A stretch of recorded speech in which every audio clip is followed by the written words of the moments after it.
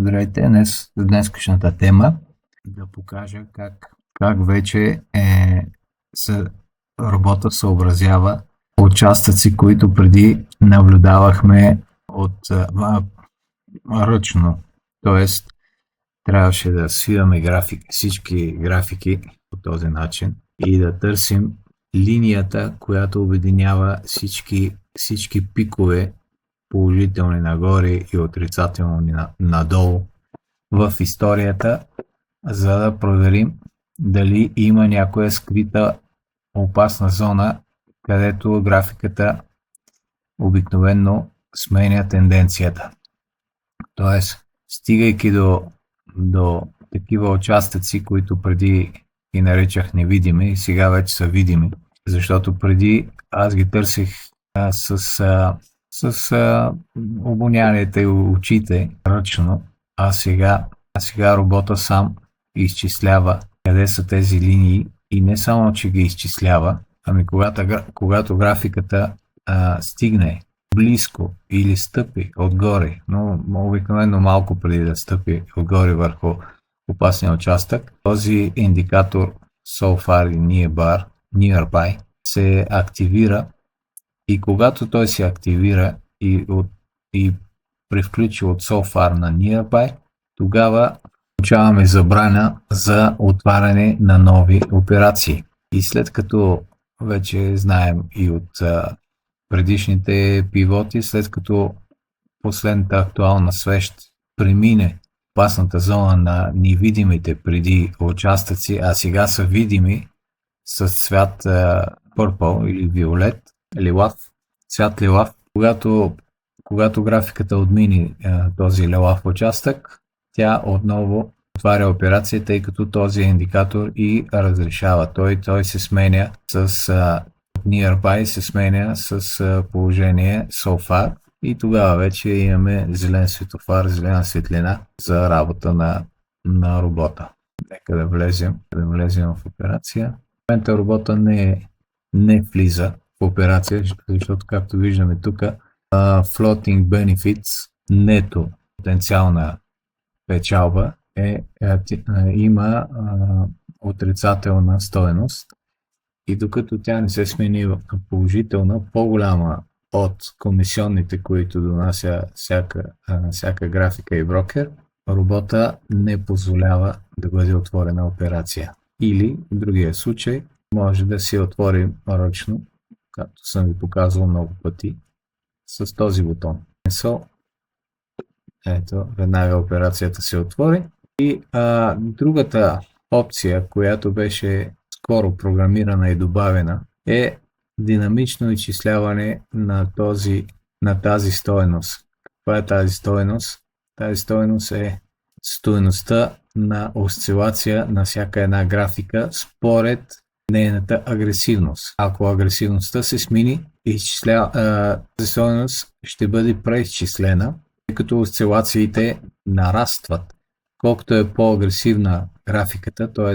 колкото тази цифра се увеличава над 20, 30, 50 до 80 съм стигал в предишния ми опит, толкова тази стойност на осцилация нараства негативно. Т.е.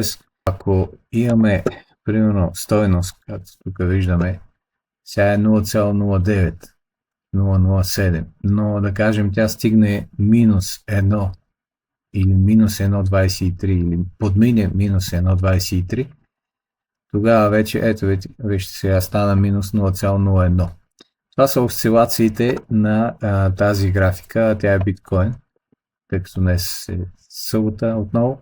Осцилациите са изчислени така, че да гарантират 85%, че тези осцилации няма да допрат тази стойност.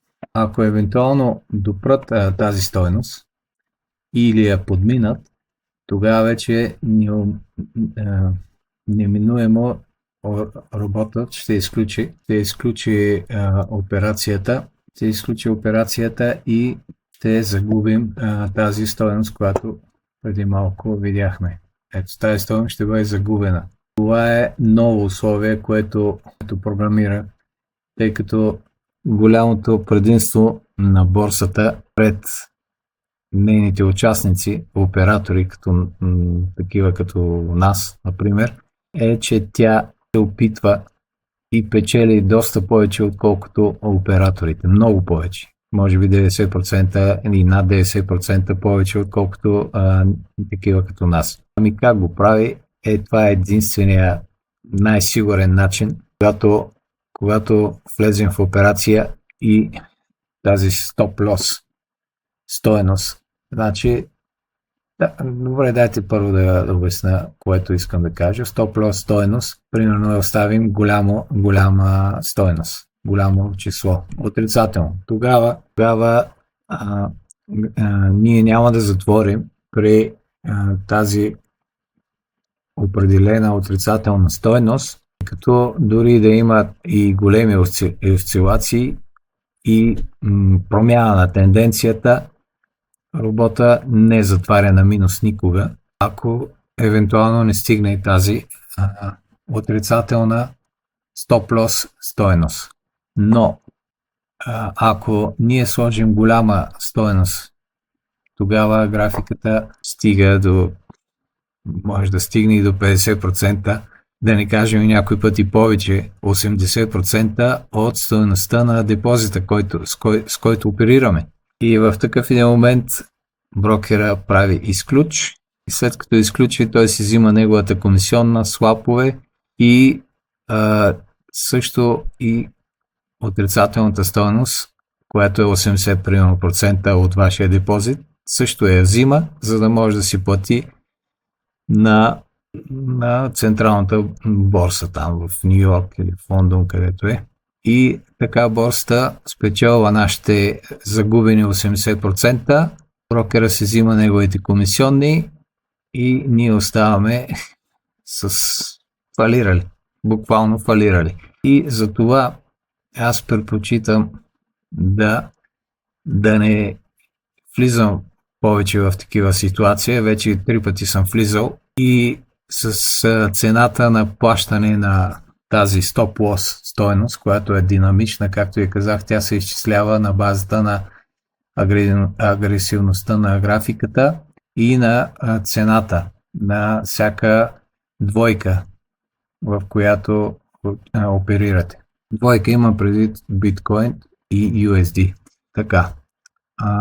Сега, горе-долу, начинът на изчисляване гарантира на тази стойност, на стоп-лос, отрицателната стойност, гарантира, че едно 80% ще имате положителни затваряне на операция и 20% осцилацията ще стигнат тази стойност и робота ще изчисли, т.е. 20% вие ще загубите 1,22 евро и 80% вие ще затваряте на положителни операции, което като вариант е много повече за предпочитане, отколкото да влезете в голями загуби и дори да фалирате и да спрете да оперирате. Така или късно, ядосан, излизате от този бизнес и оставате с спомен за цял живот, че този начин на печалба е просто загуби пари и време. Много е трудно, това е вид хазарт, но все пак е контролируем. Не е както при тотото или лотерията да разчитате 100% на случайността.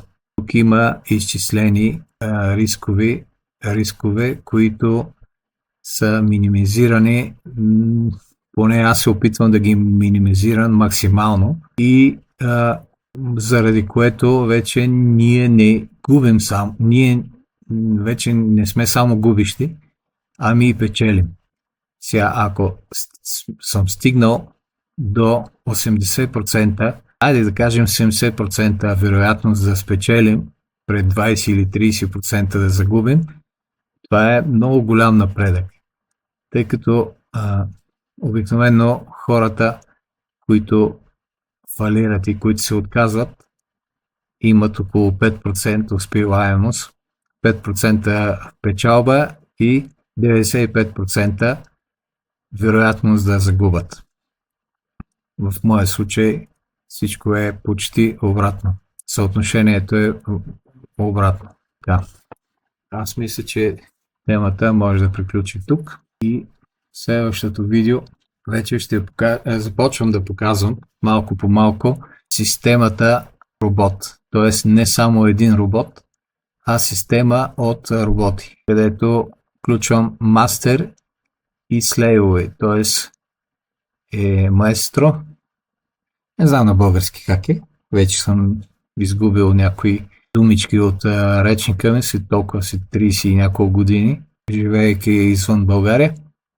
Но става въпрос за един робот, който следи много фактори, които предпазват оператора и които изчисляват кога е момента да се влезе, но не само на определена графика, конкретна определена графика, ами изчислява кога примерно е подходяща една графика или друга или няколко от тях.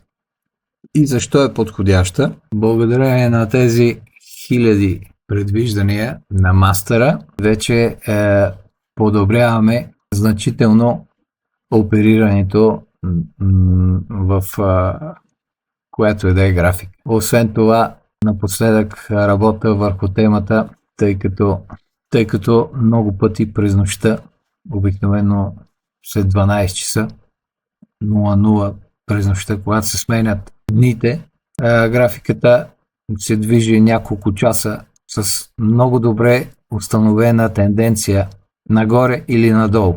И ако обикновени оператори като нас не могат да издържат да стоят будни 24 часа, заспиват, те пропускат, ние пропускаме много добри моменти за печалба. Ако някой играе по начин на скалпиране, това е един много хубав момент. И вече съм взел мерки. Робота не само, че ни предупреждава с много приятна аларма, но не толкова приятна, че да ни преспи още повече. Събуждане лекичко, без да ни ядосва, че ни е събудила. И не само, че ни предупреждава, ами дори взема решение да влезе в операция и това, което може да го спечелим, примерно за 2-3 часа, докато има винаги определена тенденция от 12 часа, даже някой път стига до 6-7, дори и до 9 часа сутринта. Тази тенденция си стои твърда нагоре или надолу и ние пропускаме този шанс. Така че вече от тук нататък робота ми дори ще взима печалбите и от тези моменти, които се повтарят. Всеки ден те се повтарят. Много рядко след 12 часа имаме латерален, т.е. страничен ефект на държание на графиката, зигзаг имам предвид. Обикновено тя има много определена добра тенденция оформена.